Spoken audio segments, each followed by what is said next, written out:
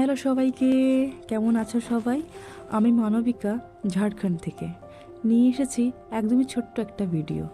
দুপুরের খাওয়া দাওয়া, গরম গরম ধোঁয়া ওড়া ভাত আর লাল লাল ঝোলের মুরগির মাংস, সঙ্গে একটু স্যালাড, আরও ভাজাভুজি করেছিলাম।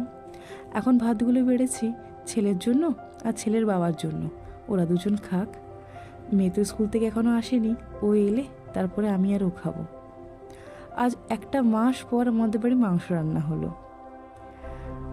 1 মাস এর জন্য রান্না হয়নি, শ্রাবণ মাস চলছিল, সেটাই মানছিলাম বলে আমার সঙ্গে সঙ্গে আমার ছেলে মেয়েও পুরো শ্রাবণ মাসটা মানলো। এটা দিয়ে দিচ্ছিলাম বাবুকে,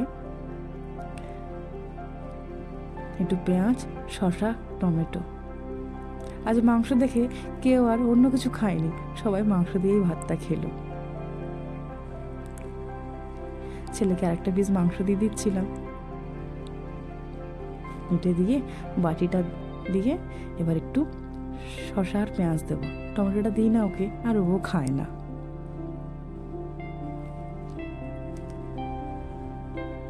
যাই, দুজনকে খেতে বসিয়ে দিই এবার। আসি তাহলে, ভিডিওটা ভালো লাগলে সঙ্গে থেকো।